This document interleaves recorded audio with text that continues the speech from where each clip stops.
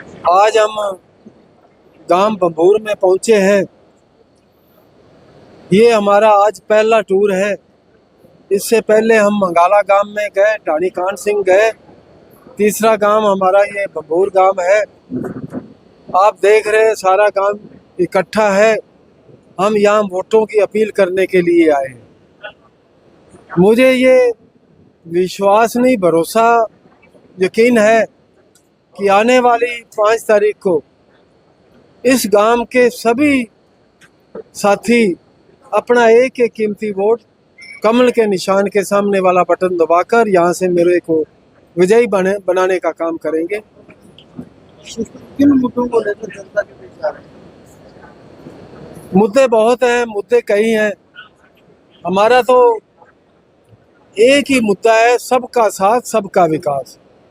आज पिछले 10 साल से हरियाणा में भारतीय जनता पार्टी की सरकार है। जो विकास के काम पिछले 10 सालों में हरियाणा में हुए और विशेष तौर पे रानिया में हुए, रानिया विधानसभा में हुए, आप सब जानते हैं। इसके साथ साथ जो हमारी बहुत सी स्कीमें, बहुत सी लाभ योजनाएं जो माननीय मुख्यमंत्री जी ने लागू की, चाहे वो बिना खर्ची बिना पर्ची नौकरी देने की बात हो, आयुष्मान कार्ड देने की बात हो, महिलाओं को मान सम्मान के लिए सिलेंडर देने की बात हो, और भी ऐसी कई योजनाओं जो आज हमारे यहाँ के लोग उसका लाभ ले रहे हैं। आशीष पाजी कंबोज परिवार से बिलोंग करते हैं। कंबोज परिवार के 3 उम्मीदवार जो आज मैदान में है, क्या लगता है समाज की भारतीय जनता पार्टी का कोई मुकाबला नहीं है।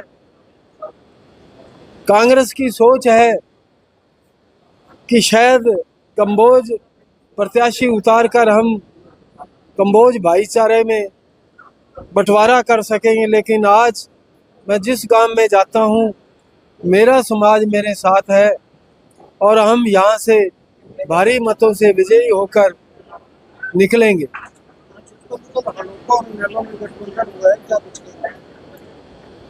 अभी राजनीति में बहुत से काम चुनाव के समय में होते हैं।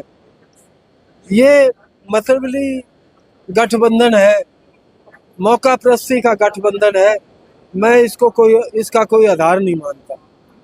पिछले 5 साल बीजेपी में रानी से विधायक रहे, पूर्व मंत्री भी रहे। उनके कार्यकाल में कहीं ना कहीं विकास में ऊपर सड़कें नहीं बन पा रही, कहीं ना कहीं विरोध का सामना भी करना पड़ेगा। ये उनकी सोच है।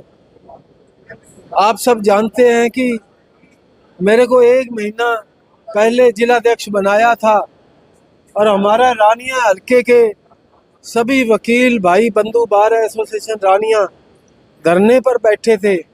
उनकी एक ही मांग थी कि यहाँ से रानिया को सब डिवीज़न बनाया जाए, और मैं उनकी बात माननीय मुख्यमंत्री सीएम हाउस में करवाई और सीएम साहब ने वो बात मान ली। उसका समय भी तय हो गया था 25 अगस्त का।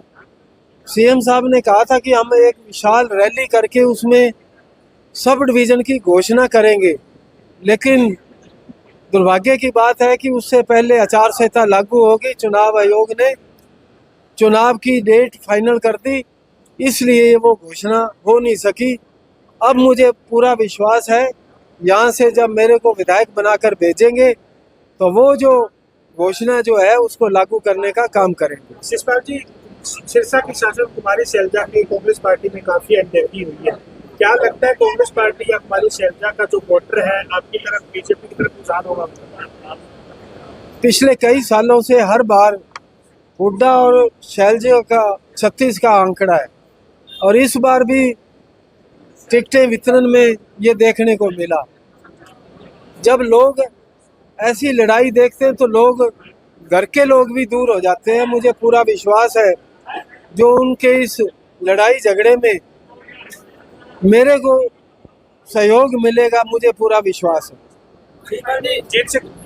शिषपाल जी, जिस तरह ਤੁਸੀਂ ਪੁਰਾਣੇ ਬਾਕੀ ਤੁਸੀਂ ਰਾਣੀਆਂ ਹਲਕੇ ਦੇ ਸ਼ਰੀਕ ਹੋ ਤੇ ਕਈ ਪਾਰਟੀਆਂ ਨੂੰ ਨਵੇਂ ਚਿਹਰੇ ਨੂੰ ਕੈਂਡੀਡੇਟ ਟਿਕਟ ਦਿੱਤੀ, ਕਹਿੰਦੇ ਵੀ ਉਹਨਾਂ ਨੂੰ ਇਸ ਇਲਾਕੇ ਦੇ ਪਿੰਡਾਂ ਦਾ ਨਾਂ ਹੀ ਨਹੀਂ ਪਤਾ। उन्हें टिकट दे के किस तरह जीता?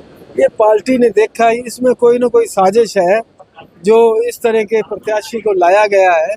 वास्तव में कांग्रेस की इतनी लड़ाई लंबी हो गई थी, इतने गुट बन गए थे, वो समझ नहीं पा रहे थे कि टिकट देकर किसको बेचे। तो ये एक तरह से उन्होंने इसको मोरा बनाया है।